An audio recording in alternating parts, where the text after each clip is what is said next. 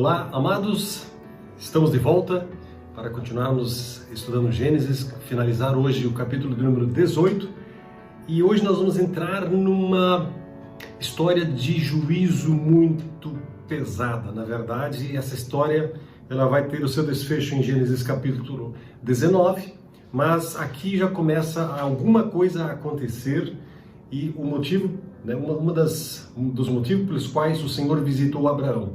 O primeiro motivo nós já vimos, o grande motivo, seria o de que ele seria pai de uma grande nação, por seu descendente direto, não os descendentes indiretos.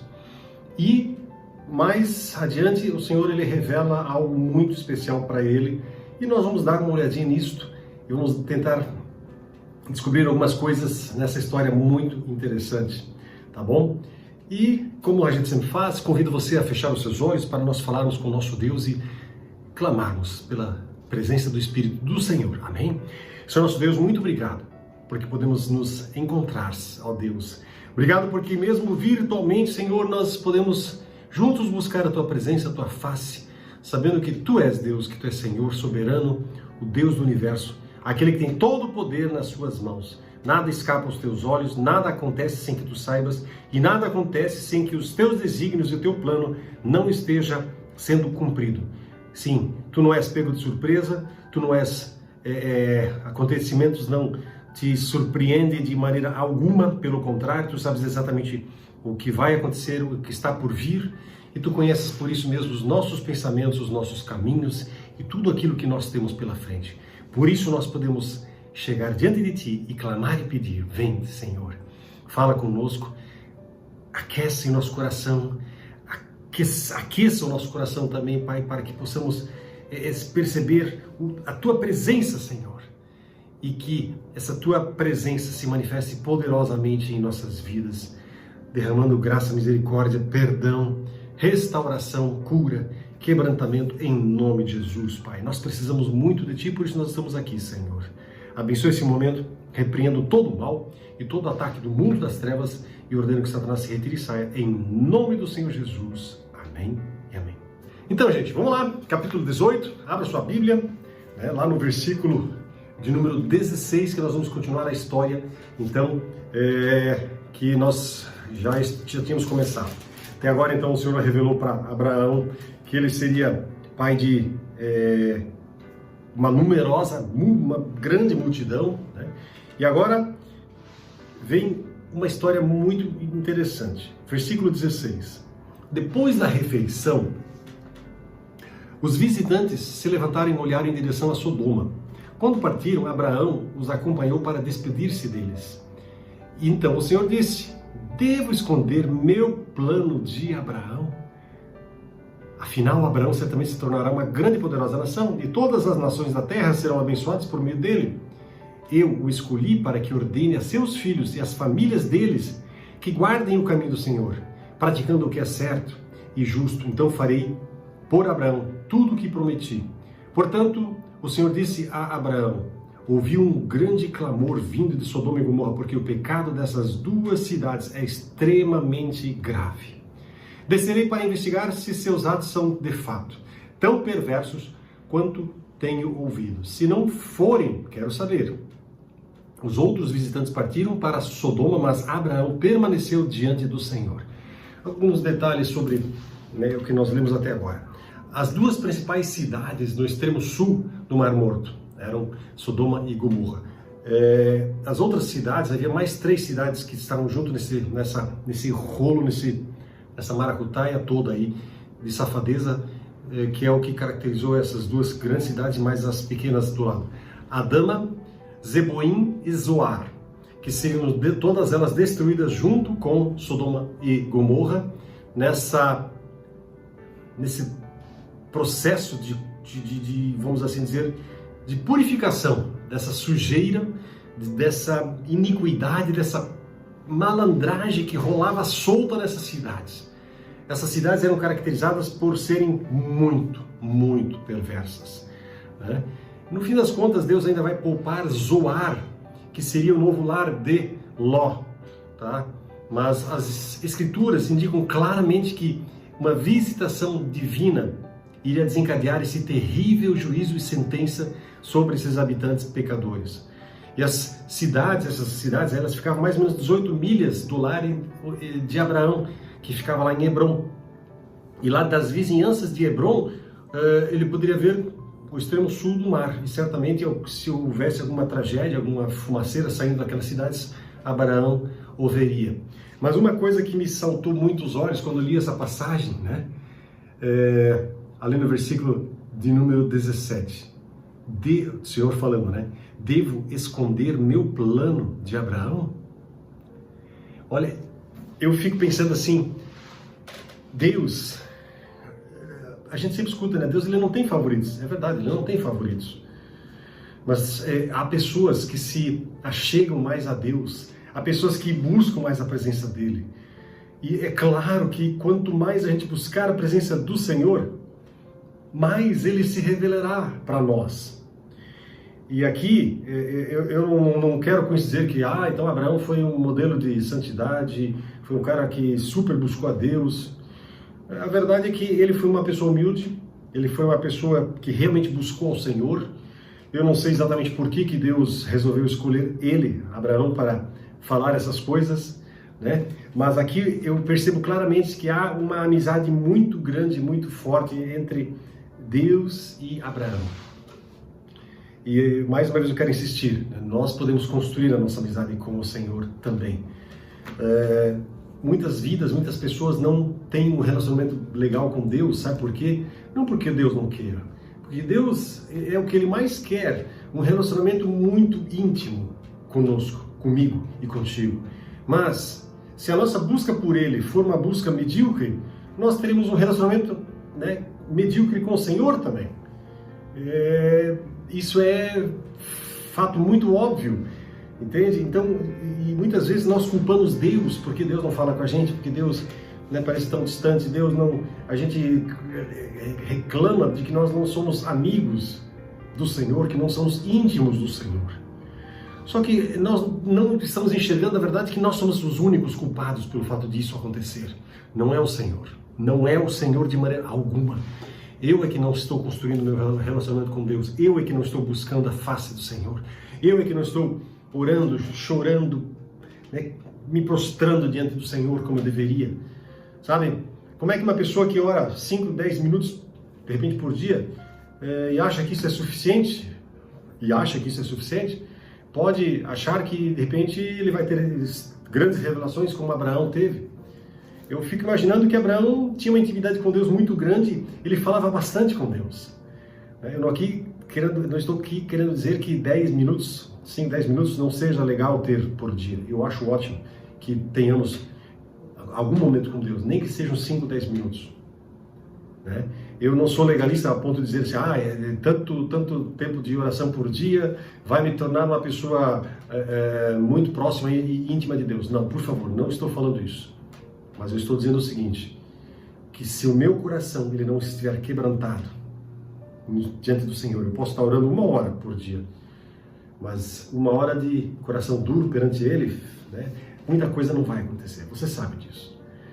Então, o mais importante é que nós deixemos o Senhor quebrantar o nosso coração. Lá no versículo 17, ocultarei eu a Abraão, né? O motivo para relatar aqui aquilo que iria acontecer, talvez tenha uma relação com o fato de que Abraão, tinha um parente lá, em Sodoma, né? E de uma certa maneira, Deus já tinha dado uma promessa, lá no versículo 18, ele diz para Abraão, em ti serão benditas todas as nações da terra, né? Ou seja, a descendência dele seria bendita. Então, essa bênção também poderia ser extensiva àquela pequena família que estava lá em Sodoma, que era dos seus parentes, tá certo? Então, por consequência, quem sabe, ele precisava contar para Abraão o que estava para acontecer. E lá no versículo 19 tem uma palavra que eu achei muito, muito, muito interessante. Aqui no versículo 19 diz, eu o escolhi para que ordene aos seus filhos e famílias deles que guardem o caminho do Senhor, praticando o que é certo e justo. Existe uma tradição, que eu acho que é uma tradução bem interessante, que diz assim, porque eu o tenho conhecido. Né?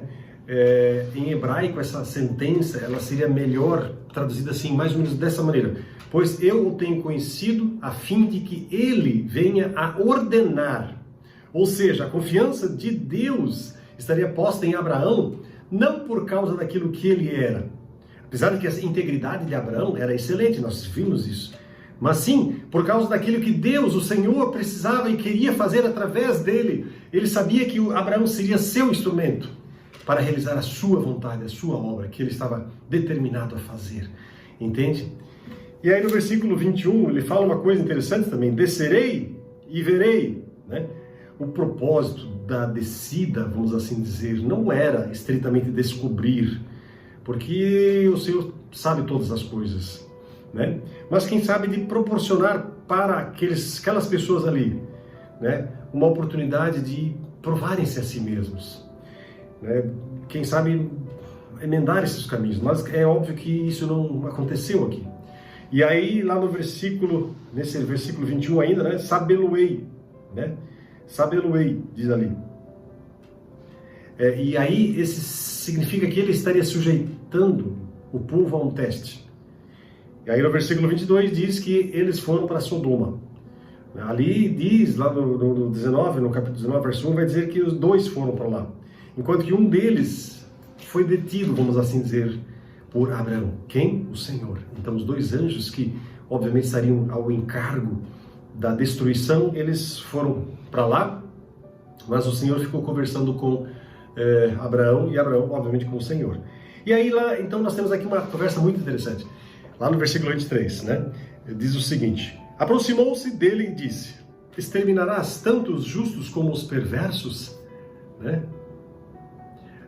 Suponhamos que haja 50 justos na cidade. Mesmo assim, exterminarás e não pouparás por causa deles? Claro que não farias tal coisa, destruir o justo junto com o perverso, afinal, estarias tratando o justo e o perverso da mesma maneira. Certamente não farias isso, acaso o juiz de toda a terra não faria o que é certo? Olha a ousadia, vamos assim dizer, e a intimidade, né, que Abraão tinha com o Senhor. Versículo 26, o Senhor respondeu: se eu encontrar 50 justos em Sodoma, pouparei a cidade toda por causa deles. Abraão voltou a falar: embora eu seja apenas pó e cinza, permita-me dizer uma coisa mais ao meu Senhor. Suponhamos que haja apenas 45 justos e não 50. Destruirás a cidade por falta de 5 justos? O Senhor disse: se encontrar ali 45 justos, não a destruirei. Abraão levou seu pedido ainda mais longe. Suponhamos que haja apenas 40. O Senhor respondeu: por causa dos 40 não a destruirei. Por favor, não fiques irado comigo, meu Senhor, suplicou Abraão. Permita-me falar, suponhamos que haja apenas 30 justos. O Senhor disse: se encontrar ali 30 justos, não a destruirei. Abraão prosseguiu: uma vez que tive ousadia de falar ao Senhor, permita-me continuar. Suponhamos que haja apenas 20. O Senhor respondeu: por causa dos 20, não a destruirei. Por fim, versículo 32, né, Abraão disse assim: Senhor, não fiques irado comigo, né, por eu falar mais uma vez. Suponhamos que haja apenas 10. O Senhor respondeu: por causa dos 10, não a destruirei. Aí no versículo 33 ele termina dizendo assim: quando terminou a conversa com Abraão, o Senhor partiu e Abraão voltou para a sua tenda. Aqui nós temos uma oração, gente, de intercessão impressionante, fantástica. Nós temos aqui uma oração especial que Abraão faz pelos poucos homens que supostamente teria lá em Sodoma e que seriam homens justos, né? Abraão revelou aqui traços do seu temperamento, do seu caráter, vamos assim dizer.